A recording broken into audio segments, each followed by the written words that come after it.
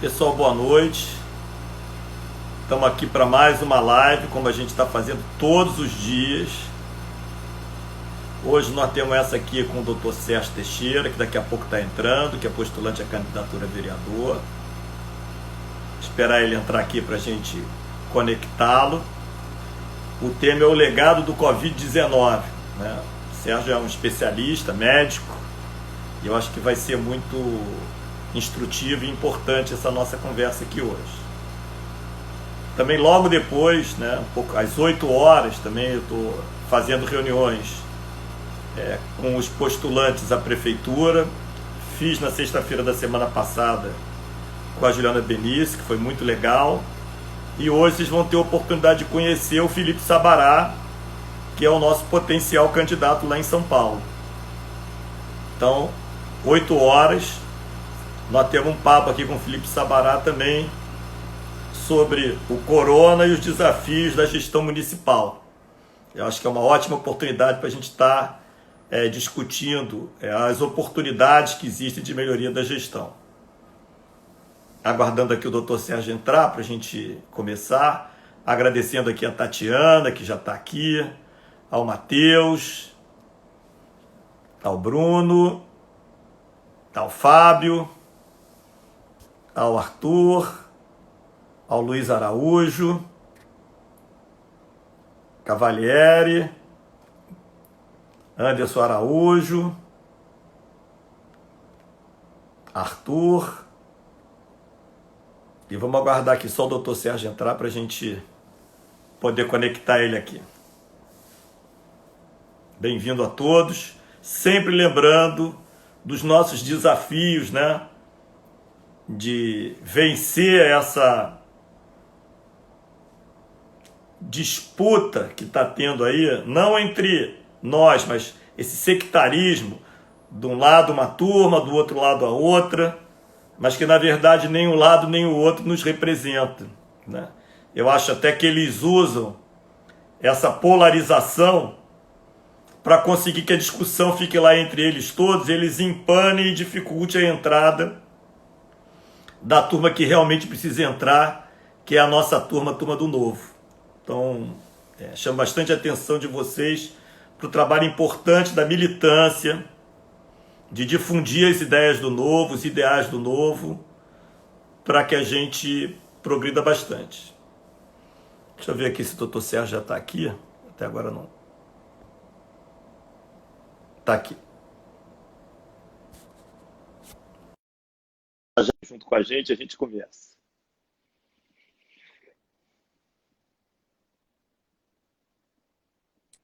Oi, Sérgio.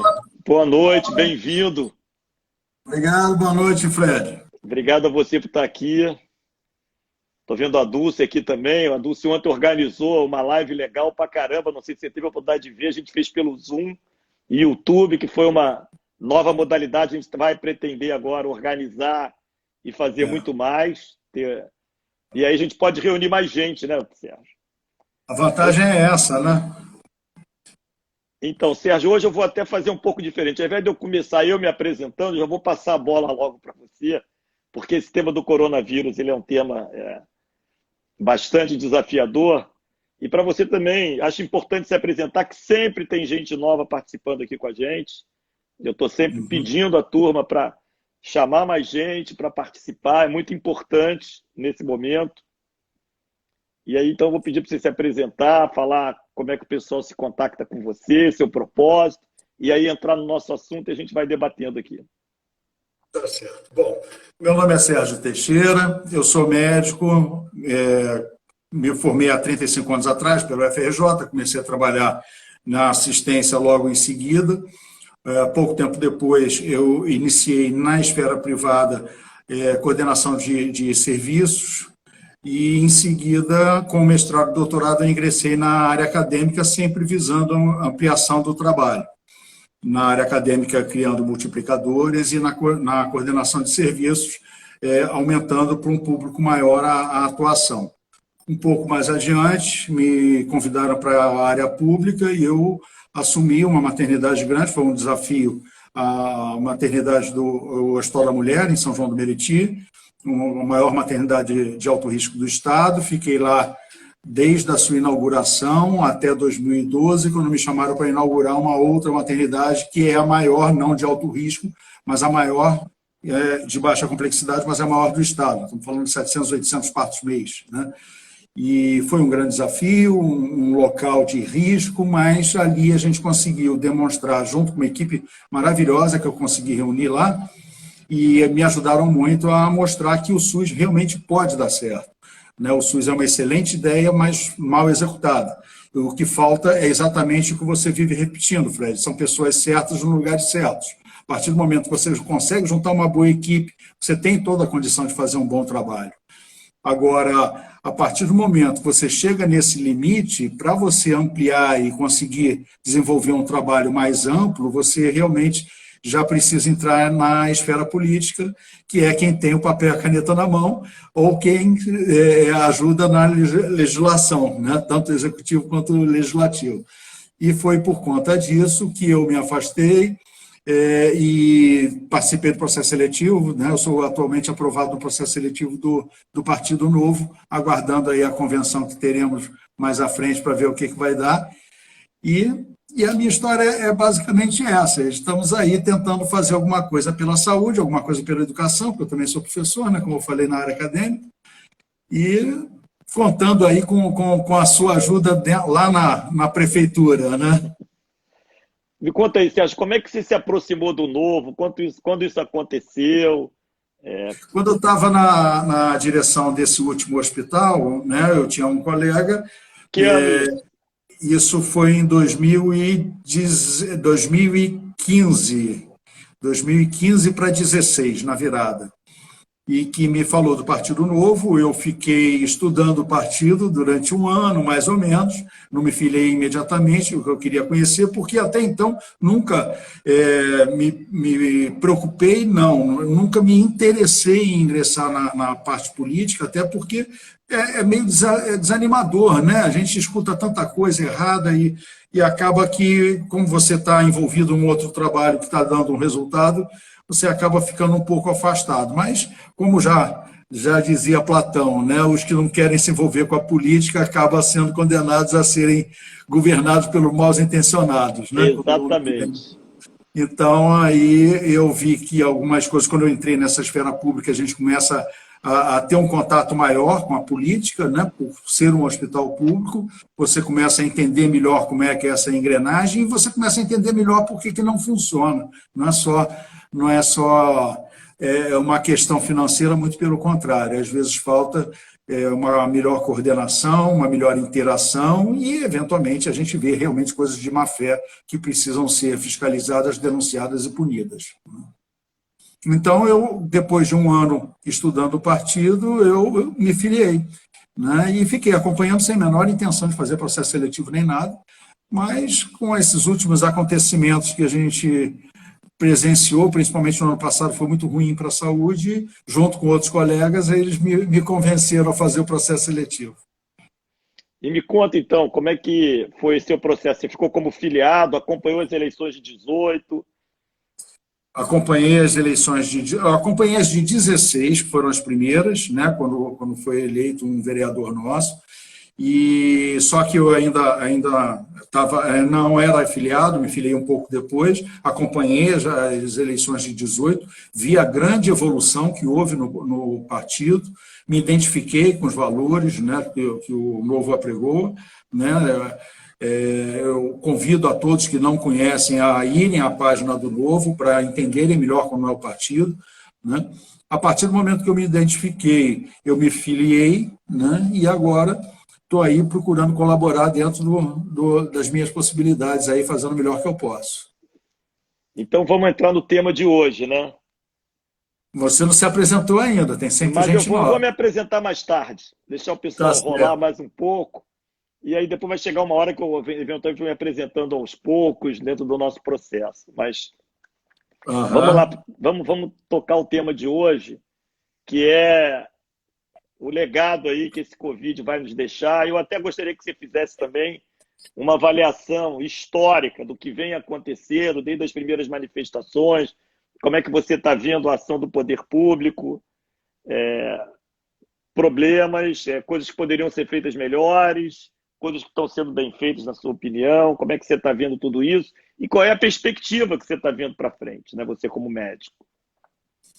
Como eu falei agora há pouco, eu vejo o SUS como uma excelente ideia mal executada. Por que mal executada? Oportunidades perdidas e ações inadequadas, né? Inadequadas por ineficiência, por incompetência e, eventualmente, até por má fé, né? Eu fiquei muito decepcionado ano passado, né, em relação à questão da prefeitura com a diminuição drástica das equipes de saúde da família. Foram 200 equipes desfeitas, né? A alegação é que nenhuma clínica de saúde da família parou, mas nós andando, inclusive, eu estava junto contigo lá na Zona Oeste, né, que nós fomos lá visitar aqui o chefe comunitário lá.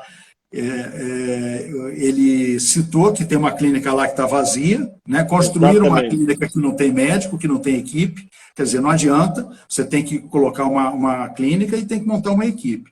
E a estratégia de saúde da família, junto com as unidades básicas de saúde, que são as portas de entrada no SUS, são fundamentais para que o processo dê certo.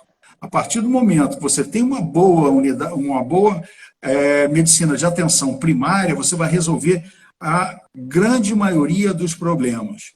E se você faz esse trabalho bem feito, você não engasga o sistema de hospitalização, porque existem várias internações, de um modo geral, que poderiam ser evitáveis. É aquela hipertensão que não foi controlada ambulatorialmente, né? É aquela gestante que estava fazendo pré-natal e não tratou uma infecção urinária, é um paciente com uma infecção respiratória que podia ter resolvido em casa e acabou piorando e foi para o hospital, ou até mesmo um paciente com um tumor, um paciente oncológico, que pela demora de agendar um exame para que fosse confirmado o diagnóstico e iniciado o tratamento, o tumor avançou e ele acabou sendo internado no estágio mais avançado. Então, essa parte de pré-hospitalização é fundamental e é uma atribuição municipal, atenção básica, né? É fundamental para resolver a grande maioria dos casos e para auxiliar a parte da rede hospitalar, que está sempre engasgada, por conta desse motivo e por conta de má gestão também das unidades de saúde, né? A desarticulação entre a atenção básica e a atenção secundária, né, entre o município e o Estado, também acaba gerando um grande problema de falta de informação, um grande problema de desarticulação no sistema de regulação, que não funciona. Acaba que existem os mecanismos, existem as ferramentas, nós temos um sistema de regulação regional, que é o CISREG, nós temos um sistema de regulação estadual, que é o SER, um não fala com o outro, eles não falam entre si, e acaba tudo de grupo de WhatsApp com uma ação entre amigos. Então, isso tudo eu penso que tem que ser revisto, isso tudo tem que ser melhor estruturado, né? Falta exatamente o que você faz melhor, que é essa questão de gestão, de você organizar essa bagunça, né, que existe, né? Tem que acabar com isso e botar as coisas para funcionar, as ferramentas para serem utilizadas de forma correta.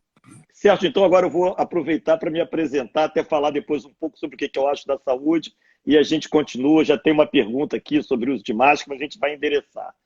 Bom, eu sou um carioca, nascido em Todos os Santos da Zona Norte, estudei em escola pública a minha vida toda, sou de uma família de classe média. Até fazer o vestibular, eu estudei em escola pública, entrei para a PUC, me formei em engenharia, fui bolsista, me formei bem cedo, com 21 anos, e dali para frente, eu fiz concurso à Petrobras, que foi a minha primeira experiência de trabalho numa empresa pública. Fiquei lá quase 6 anos e migrei para a iniciativa privada, para Lojas Americanas, onde eu participei de um choque de gestão com um grupo empresarial bastante progressista, focado no aprendizado, voltado para entregar resultados, metas, desenvolvimento de gente, meritocracia total. E a companhia prosperou muito, um trabalho em equipe, sempre buscando o desenvolvimento e o aprendizado no sentido de fazer o que era necessário para a empresa prosperar. Hoje, as Lojas Americanas é uma companhia enorme, espalhada pelo Brasil todo, muito bem sucedida. Eu fiquei lá 15 anos, saí de lá para empreender e logo, logo me tornei sócio de uma rede de lojas também do Rio de Janeiro, focada em roupas e vestuário, dona da marca Richards, e depois nós compramos a Salinas, também marca carioca, bastante conhecida. As duas cresceram muito, espalhadas pelo Brasil inteiro. Também gestão de qualidade, colocar as pessoas certas nos lugares certos, trazendo as melhores pessoas para serem sócias do negócio e participarem. Nós também prosperamos, abrimos muitas lojas, aumentamos as vendas, geramos muitos empregos. Em 2011, no movimento de consolidação do setor, nós vendemos a companhia. E aí eu fui para uma experiência logo depois também inédita para mim, que foi ser administrador de um clube de futebol. Um ano Você só como errou o diretor. clube, né? Eu não escolhi, eu fui, né, fui convidado e não era por ser Flamengo que eu fui para lá, embora eu fosse, né, eu sou rubro-negro, mas o primeiro diretor-geral de lá era tricolor, o diretor financeiro era botafoguense, que lá o foco era fazer bem feito, que é a forma que eu sempre trabalhei, sempre acreditei em trabalhar. E essa experiência do Flamengo é que me fez prestar mais atenção no meu papel como cidadão de ajudar a nossa cidade, fundamentalmente o nosso país e o nosso estado, mas fundamentalmente a nossa cidade. Eu falei, caramba, não é possível que não possa ser feito nada. Mas no Flamengo eu via que um grupo muito grande de pessoas, do qual eu fiz parte, tive uma posição de liderança importante, porque eu fui o diretor-geral, mas foi um choque de gestão, não permitindo mais cabide de emprego, apropriação do clube por pessoas que não estavam preparadas, eventualmente, para tocar uma organização da complexidade de um clube de futebol, que é o Flamengo. Um enorme potencial em 2012, completamente desacreditado e degradado, que é muito como eu vejo a cidade do Rio de Janeiro hoje. Um enorme potencial, inacreditavelmente degradado, mal cuidado, desacreditado. E aí, nesse processo de tentar ver como é que fazia para ajudar, isso era meados de 17, eu conheci logo depois o Partido Novo. E fiquei encantado, porque falei, caramba, tem um espaço para uma pessoa como eu tentar ajudar, porque não daria para ajudar em outro lugar, num outro partido, que não tivesse uma comunhão muito forte de princípios e valores que visem a limpeza da política. Não é ser contra a política, mas é acabar com a politicagem. É ter um espaço para trazer gente como eu, como o Sérgio, como muitos outros que estão entrando e que já estão até eleitos, para mudar esse Brasil que a gente sabe que é muito difícil, e principalmente para mudar o Rio de Janeiro. Bom, aí eu participei da campanha do João Amoedo, da do Zema, transição do Zema, que é outro exemplo de choque de gestão, de uma gestão técnica também entregando resultados muito bons. O Flamengo foi embora e eu migrei para esse processo político dentro da estrutura do Partido Novo. Eu não tinha intenção de ser candidato, mas nós temos uma outra grande dificuldade, infelizmente, é que pessoas qualificadas e capacitadas topem vir. E isso é que eu estou querendo chamar a atenção de todo mundo que está aqui nos assistindo. É muito importante que vocês venham.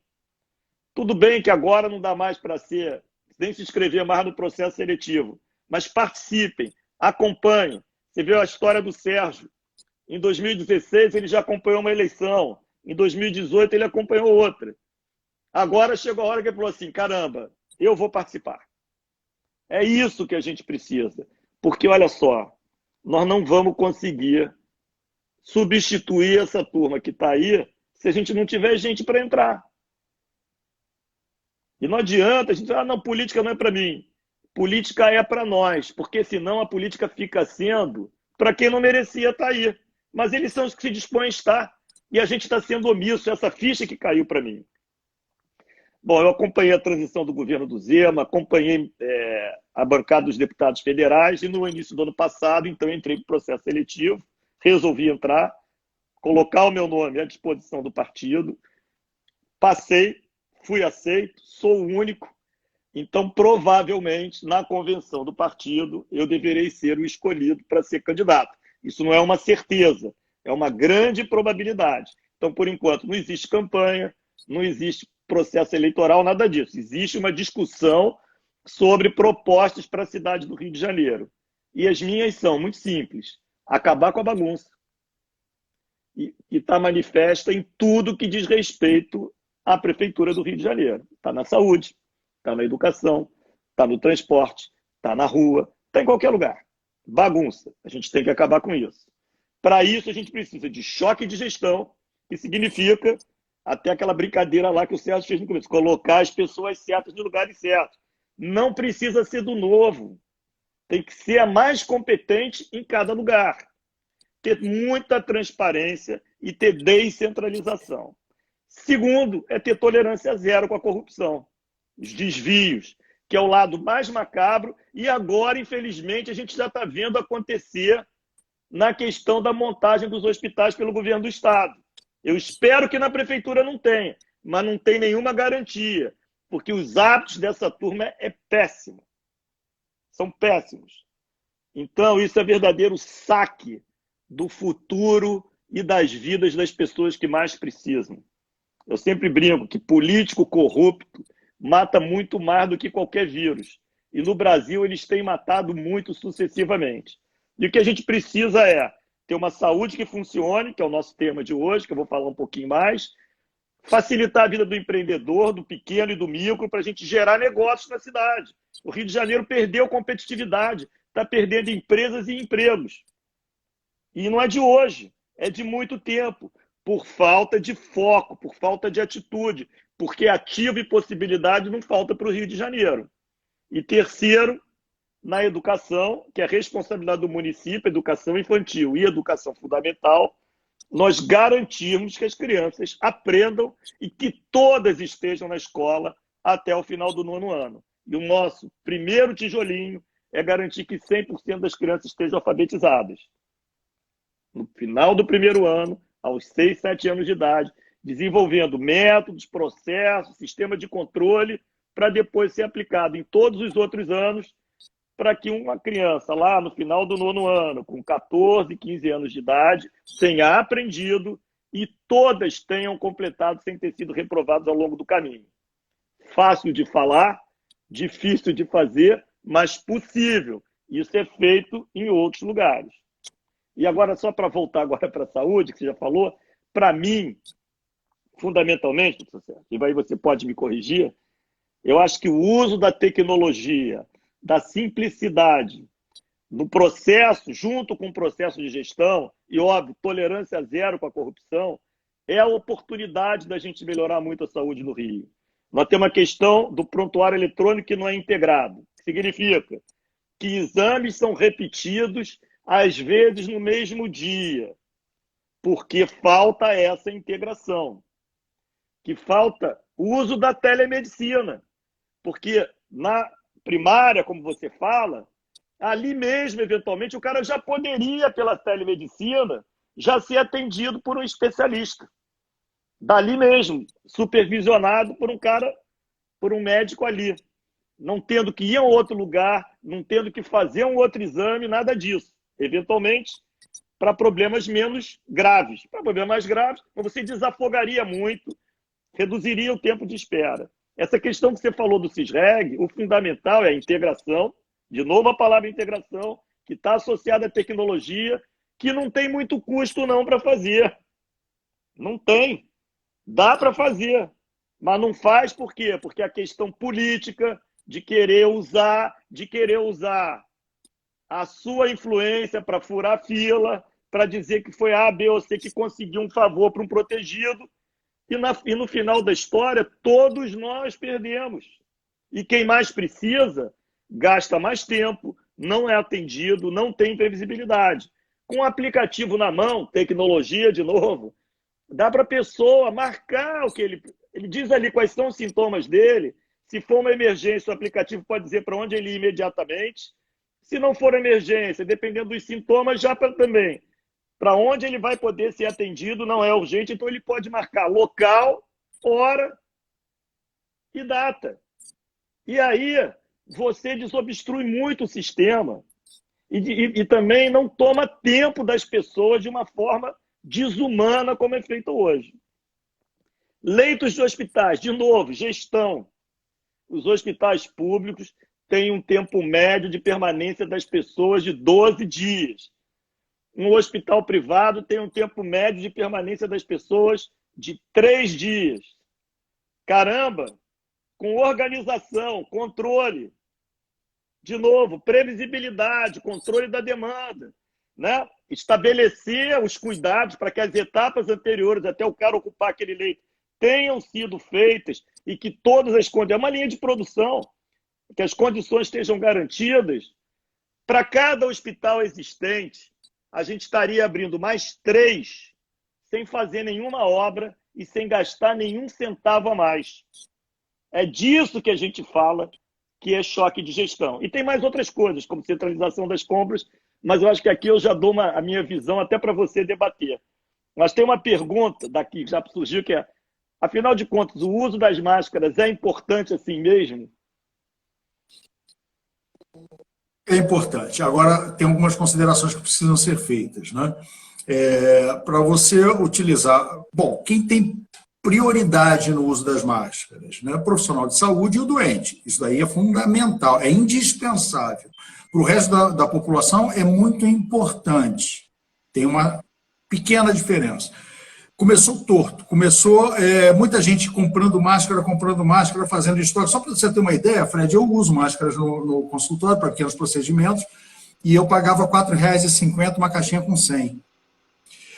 Há um mês atrás, mais ou menos, nem isso, 3 semanas, eu fui lá... Quase 5 centavos por máscara. Eu fui lá ver, estava em R$ 200, e não era dos lugares mais caros, não. Só nesse lugar, 3.000% a mais. E aí a gente tem que ver o seguinte, quem está na gestão de uma unidade de saúde, que faz uma previsão orçamentária para insumos, e depois tem que lidar com 3.000% de aumento nesse material, isso daí é muito complicado de você organizar, né? Então, eu penso que faltou uma certa arrumação nessa história para priorizar esse uso dessas máscaras para os profissionais, para os doentes, e liberar desde antes para a população. Máscara de pano qualquer um pode fazer em casa, né? Eu sou do tempo que operava-se com máscara de pano, né? Como o ministro tinha dito, médico de raiz, eu também já tive meu tempo de médico de raiz. Ele operava máscara de pano, touca de pano, sapatilha de pano, e aquilo dali era lavado, né? Ainda existe hoje em alguns locais, algumas pessoas que levam sua máscara de pano, evidentemente que lavados, etc. e tal. Então, dá para a população essa máscara de pano, eu acho interessante. Vai impedir que ela seja contaminada? Não, não impede, mas dá uma certa proteção. Não vai... reduz a propagação, né? Reduz o risco de propagação e de contaminação.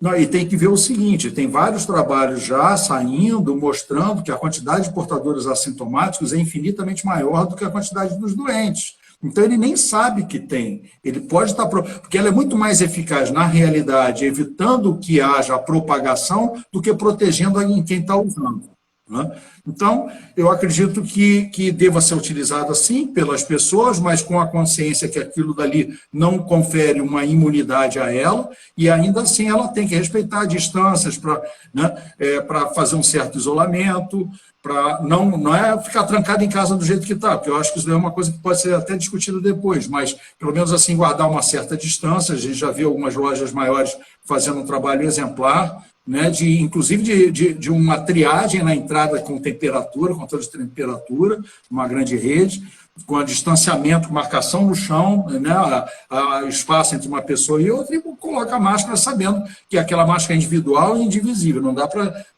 repartir contra a pessoa. Perfeito. Tem aqui algumas perguntas.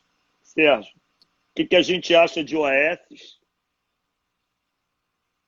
Falando de novo da questão dos leitos de hospitais federais, como é que se dá a integração, a gente já falou que o sistema deve ser único, gerido pela prefeitura. E um outro tema, que eu vou deixar para depois, mas eu queria que primeiro você falasse a sua visão sobre as OS e sobre os contratos que tem, como eles são feitos, fiscalização e tudo mais. Você quer que eu fale mesmo? É lógico, nós estamos aqui para isso. Olha só, em relação às OS, o modelo me agrada, o modelo, né? Eu sou do tempo pré-OS e uma medicina que já foi boa no passado, na época dos institutos, né? Mas que depois deteriorou muito, né? E com as OS a gente tem uma organização melhor, porque é uma visão empresarial, uma empresa que é uma unidade de saúde. Né? Não é por ser uma unidade de saúde que ela não tem que ter uma gestão como se fosse uma gestão empresarial. Ela tem seu custeio, ela tem seu investimento, ela tem sua receita, tem sua despesa. Enfim, e o modelo agrada. Dois problemas que tem que ser revistos no sistema de OS. Primeiro, as próprias OS. Segundo, o tipo de contrato a que elas se submetem. Tem que ser contratos muito claros, muito transparentes, com as metas bem pensadas, não é aquela meta para não tirar zero, é aquela meta para ter um serviço de qualidade, ser fiscalizado e ter penalidade. Agora, a partir do momento que você vai fazer uma licitação, minimamente você tem que investigar quem é que está se candidatando. Então, por exemplo, no ano passado, né, tem uma OS, bom, vamos ser claros, a OS que pegou agora a construção dos hospitais de campanha, a IABAS, no ano passado, saiu no Diário Oficial, no dia 23 de março do ano passado, uma suspensão de todos os contratos que ela tinha com a prefeitura e a proibição de participar de licitação durante 2 anos.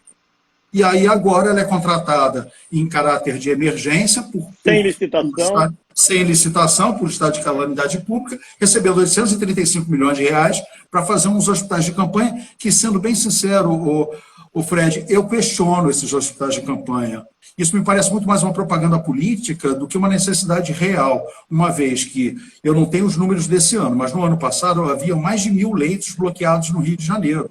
Desde 2015, nós temos um grande hospital, que, por sinal, é o primeiro hospital do Brasil, que é a nossa Santa Casa de Misericórdia, que foi construída para atender um surto de tuberculose, que é uma doença de transmissão aérea, então uma construção com pé direito alto, com janelas amplas, propícia para esse tipo de tratamento, que está fechada desde 2015. Eu lembro que já houve um questionamento antes dessa epidemia, por que não utilizar a Santa Casa? Tem muita dívida trabalhista, não sei. Gente, numa situação na situação não é de emergência, não é de calamidade pública, usa e depois vê a parte burocrática, mas sairia certamente muito mais barato do que esses 4 milhões mensais por aluguel de tenda, que é uma coisa que não vai deixar legado nenhum para o Rio de Janeiro. Então, poderiam se usar estruturas que já existem, habilitar, né, leitos que estão falta uma estrutura, uma infraestrutura para eles começarem a funcionar. Agora, se está se montando uma estrutura externa, leve essa estrutura para dentro. A partir do momento que você arrumou a casa, há ainda demanda, tudo bem, vamos pensar em hospital de campanha, mas primeiro vamos utilizar a nossa rede, porque isso vai ficar como legado, né, depois para a cidade. Né? Sérgio, eu queria dar uma contribuída aí, que eu acho que você tocou no ponto e que eu gosto de reforçar, que isso vale não só para a OS, como para qualquer contrato. Olha só, a nossa linha do novo quanto mais a gente puder delegar o serviço, a execução para empresas privadas, e as OS têm uma virtude até delas não terem fins lucrativos, o princípio é o melhor. Agora, infelizmente, dentro desse princípio, principalmente no estado do Rio de Janeiro, no município do Rio de Janeiro, e olha que isso não é de hoje, isso vem de administrações anteriores, os acordos que são feitos são péssimos. É feito assim com transporte público, as empresas de ônibus, estão aí todos os escândalos para a gente ver. Foi feito assim em parte na AP5, que o contrato é horroroso, e uma das líderes do contrato é a famosa Odebrecht. E aí, quando você vê as relações de troca, o que é a relação de troca? Você faz um contrato que tem uma obrigação de pagar, né, pelo serviço, e como o Sérgio falou aqui, mas vem cá, mas quais são os indicadores de qualidade que garantem que o serviço está sendo entregue? Porque isso é fundamental. É o que eu estou pagando contra o produto que eu vou ter no final. Isso é muito mal feito, isso tem sido muito mal feito com muitas OS. Principalmente quando são dos amigos, que são os que ganham quando não tem licitação. Olha só que escândalo, uma empresa que está sendo criticada pela qualidade ser contratada sem licitação. Isso não pode ser boa coisa. É disso que a gente fala, de ter tolerância zero com desvio e tolerância zero com a corrupção. Porque a corrupção acontece quando esses contratos são feitos, infelizmente. Mas não é por causa disso que a gente não vai fazer contrato. O que a gente Não, precisa é mudar a turma que está controlando isso. E aí são os políticos, não são os funcionários públicos, são os políticos que fazem isso, à revelia dos profissionais de qualidade. É isso que a gente precisa mudar. Então, o OS é um modelo bom, porque o poder público acaba trabalhando pior, mesmo ainda do que uma OS, infelizmente, em muitos casos, mas na hora do contrato tem que ter transparência, tem que ter comparação, Sérgio, inclusive, com o desempenho dos próprios hospitais que a prefeitura opera. É esperado, óbvio, que se você vai contratar alguém para prestar um serviço que você julga que vai prestar melhor do que você, ele tem que ter metas e indicadores para fazer melhor do que você com um custo menor do que você faz. Isso é óbvio. E por que não é feito assim? Porque será que tem que ter tanta inteligência para montar assim os contratos?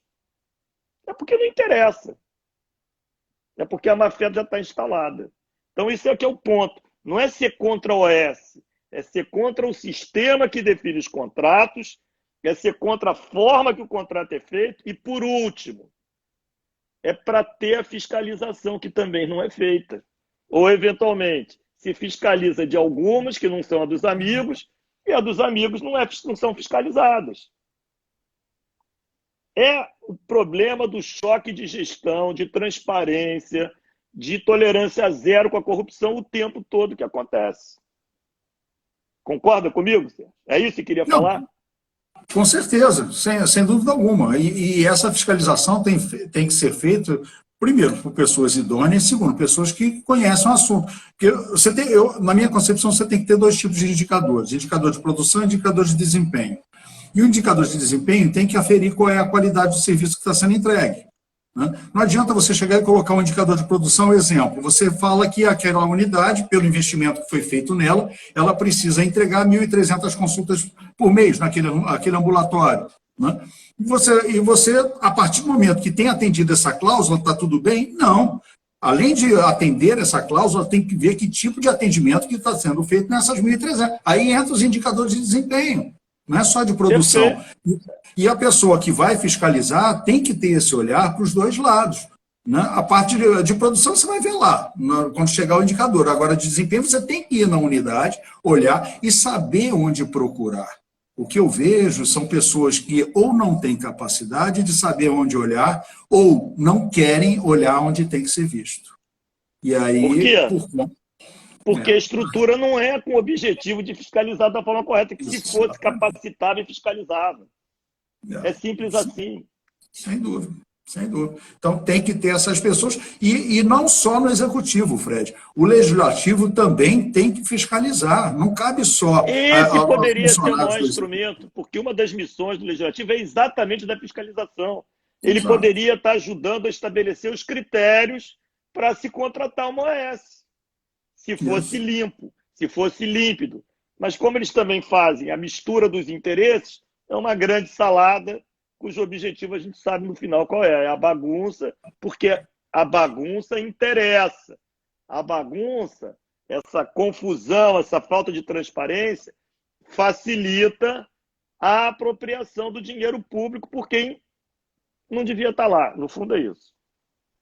Ô Fred, se você me permite uma sugestão, uma coisa que eu penso que deve ser até comparada, só para caráter informativo. Nós temos uma rede privada que está fazendo hospitais de campanha, um no Leblon e outro na Barra. Né?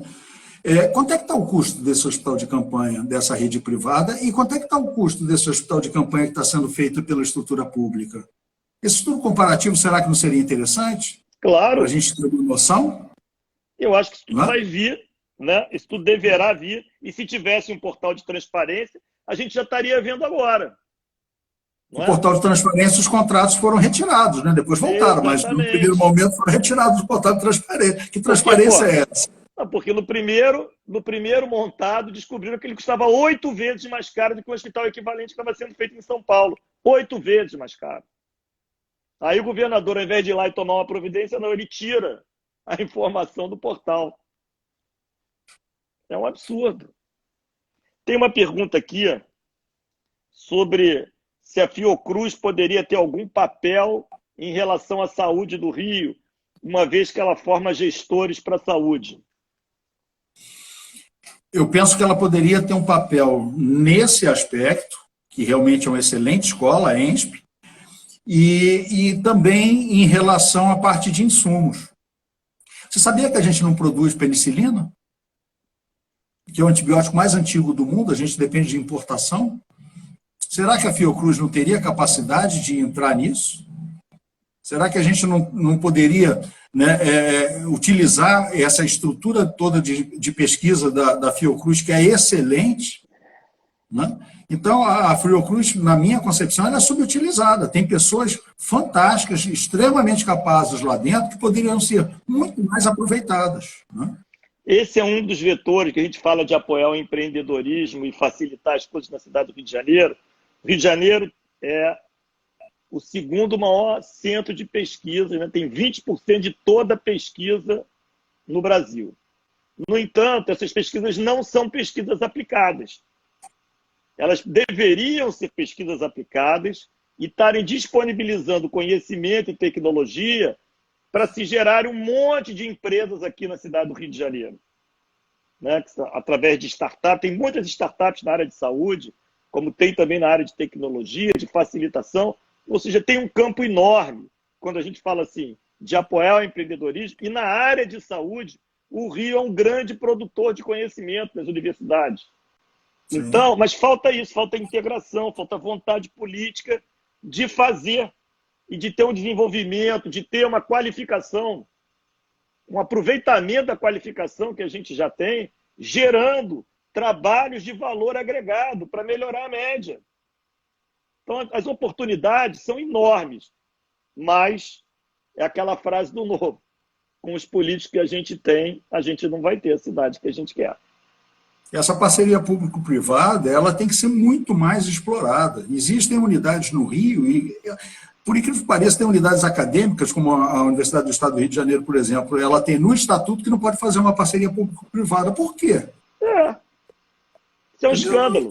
Isso, né? Então, eu penso que mais receita para a universidade, ajudaria a custear a universidade. Sem dúvida, né? Então, com isso, você perde esse tipo de parceria e, quando ela é viável, o governo não deixa a pessoa empreender. Tem que parar de interferir, tem que parar de atrapalhar as pessoas que querem trabalhar, tem que parar de colocar empecilho naquelas pessoas que querem empreender, porque são elas que vão gerar impostos, são elas que vão gerar empregos. Então, tem que se ater ao que é de atribuição mais importante do governo, que na minha concepção é saúde, educação e segurança pública, e deixa as pessoas trabalharem, para de atrapalhar, porque essa dificuldade, né, a vovó já falava, vende dificuldade cria dificuldade para vender facilidade, né? Não pode ser isso assim. Mesmo. Né? Tem um tema aqui que tem a ver um pouco com o que a gente está falando, de falta de incentivo à indústria para se estabelecer aqui no Rio de Janeiro. Eu não vejo mais o Rio de Janeiro como uma vocação industrial forte, mas na indústria farmacêutica eu vejo.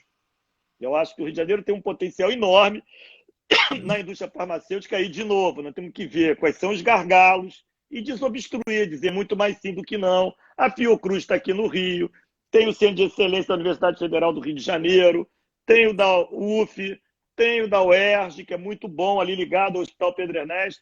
Nessa área de saúde, o Rio de Janeiro tem muito ativo, e, no entanto, está perdendo por falta de cuidado, por falta de trabalho, por falta de... Eu não gosto da palavra incentivo, eu prefiro a palavra estímulo, competitividade, para ser atrativo para que essas empresas fiquem aqui. Uma coisa que em cima disso, em relação também à condição de trabalho, por exemplo, na situação que nós temos atualmente, uma grande preocupação não é só em termos da infraestrutura, né? Eu tenho convicção de que, mesmo que nós consigamos colocar toda uma infraestrutura necessária que atenda a essa demanda, nós não vamos ter profissionais suficientes para tocar essa infraestrutura. O que nós vemos hoje em dia no Rio de Janeiro são as mesmas carinhas trocando de lugar. Tem poucos profissionais, por quê? Não há incentivo para esses profissionais. Por exemplo, a grande parte das unidades de terapia intensiva que a gente tem aqui na cidade são por PJ. Eles foram quase que obrigados a criar uma empresa, uma PJ, para fazer aquele serviço. Então, numa situação dessa, onde a turma de frente está adoecendo, e está, nós temos aqui, acompanhando uma colega minha, que eu vi ela entrando, e ela está em isolamento, felizmente ela já está bem, ela pegou o Covid, e está hoje no 18º dia, e bem, eu falei com ela ontem, ela é intensivista, né? E está fora do atendimento. Quer dizer, nós perdemos força de trabalho por conta das doenças, e aí, a partir do momento que você tem uma PJ, que a pessoa sai, ela não tem um aporte financeiro para poder colocar uma outra pessoa. A própria estrutura, no caso a OS, ou qualquer outra que seja, que deveria chegar junto, olha só, eu ajudo você a botar, a repor esse lugar, porque o PJ ele não tem 13º, não tem férias, não tem nada. E os contratos foram minguando cada vez mais naqueles que se dispõem a trabalhar direito, né? Alguns não minguaram, mas muita gente que se dispõe a trabalhar direito teve seu contrato reduzido, enxugado, para aplicar recurso em outras partes. Como que essa pessoa vai fazer? Ela vai tirar do bolso para botar uma pessoa lá dentro e vai ficar no vermelho. Então, muita gente acaba ficando em casa. Não é sustentável. Não é sustentável. Você tem uma redução da força de trabalho e vai fazer falta. Já tem um quantitativo muito enxuto. Se você ainda perde o que você tem, é difícil você atender essa demanda. Você pode botar quantos leitos quiser, mas não vai ter quem vai atender aqueles leitos. E em relação ao abastecimento de EPI, né, que é o equipamento de proteção individual, também já está faltando. E as pessoas têm que entender que esses equipamentos são fundamentais para a manutenção da força de trabalho. Então, a partir do momento que você não protege quem está ali para cuidar, como é que vai ser feito o trabalho daqui a pouco? Eu vi uma já está faltando, já desde o começo já está faltando o EPI, né? Desde lá do começo já estava faltando. E continua faltando. E dizem que agora o governo faz o seguinte: tira foto de alguém com EPI para divulgar, para dizer que tem, mas lá atrás um monte de gente não tem. Quer dizer, então é uma farsa. Qual é o problema de reconhecer que ainda não tem, que não conseguiu comprar, que está providenciando? É aquele negócio. A gente tem que enfrentar os problemas com transparência, com decência, com dedicação. Sérgio Ronald aqui mandou um recado para você, dizendo que conhece a sua abnegação e o seu trabalho humanizado, né? E então, não sei se você quer falar alguma coisa para ele aí, reconhecendo o seu papel. Deve ter trabalhado comigo no local com o Mani. Ronald tem um sobrenome aqui meio diferente aqui. Obrigado, Ronald. Ronald. Obrigado. EECARV, aí não sei se já é uma abreviação. E tem Obrigado. A Vera aqui falando que o subsecretário de saúde, por conta desse hospital, que ele foi demitido. Mas isso é uma outra, eu não sei, hein?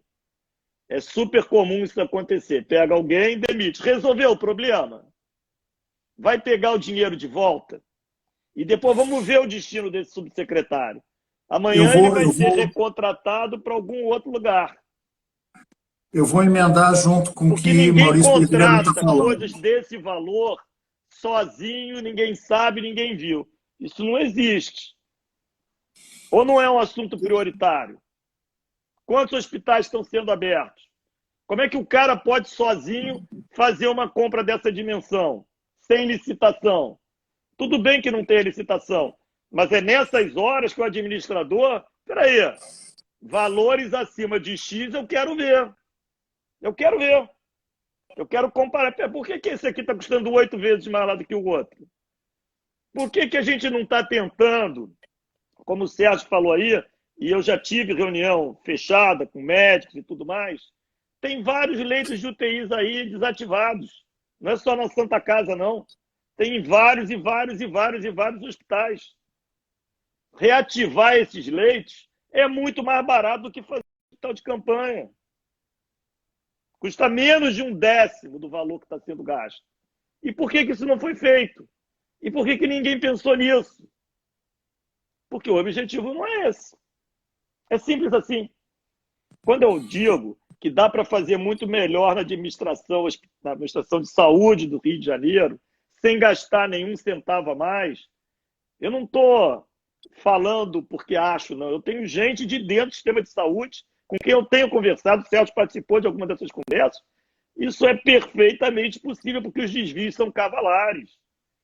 O Zema deu um exemplo lá de um contrato, não estou dizendo que todos são assim em Minas, não na área de saúde, na outra área, um contrato de 130 e poucos milhões de reais foi trocado por um contrato com o mesmo escopo de 2 milhões de reais.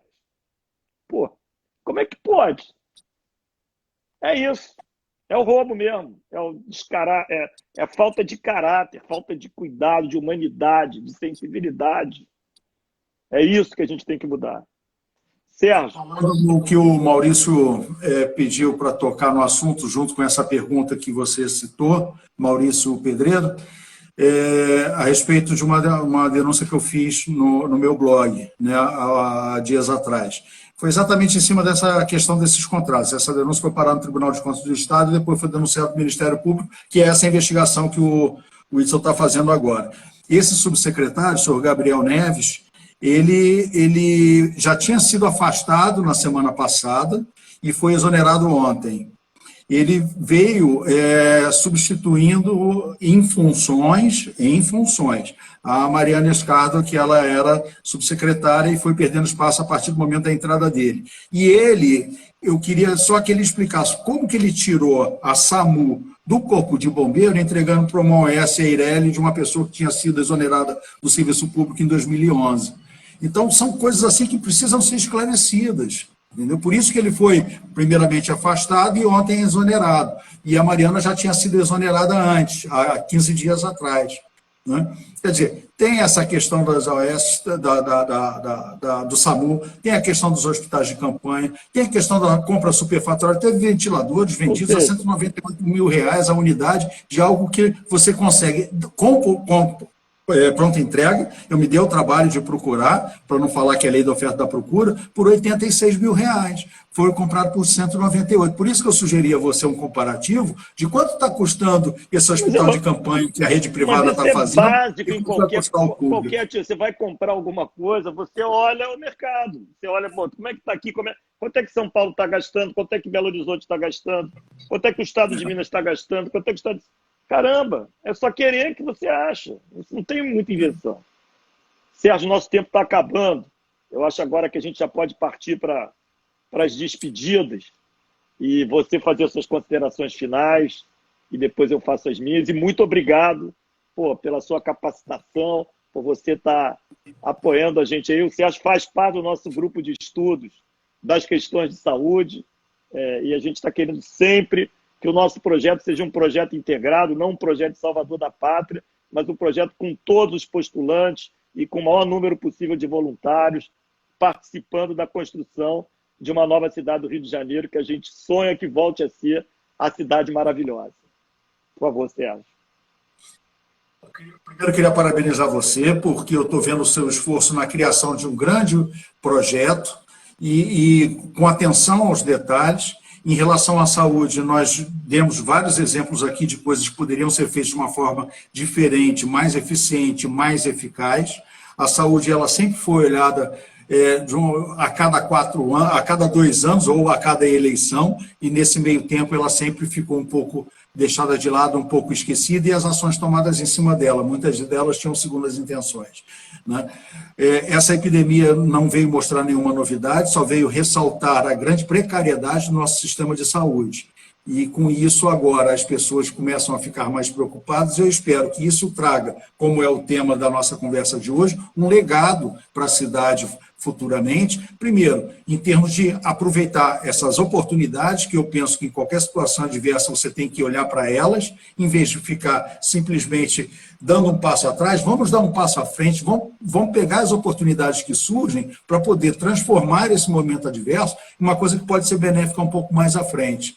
Então, eu queria que fosse olhada de uma forma diferente, que a população apoiasse mais, cobrasse mais, participasse mais, inclusive da política, sim, por que não, né? Para que a gente possa melhorar esse nosso sistema de saúde, que é de interesse da população inteira. Então, parabéns para você, parabéns por todo esse trabalho que você está fazendo. Para nós, né? A gente está trabalhando junto, para você, para caramba, é isso aí.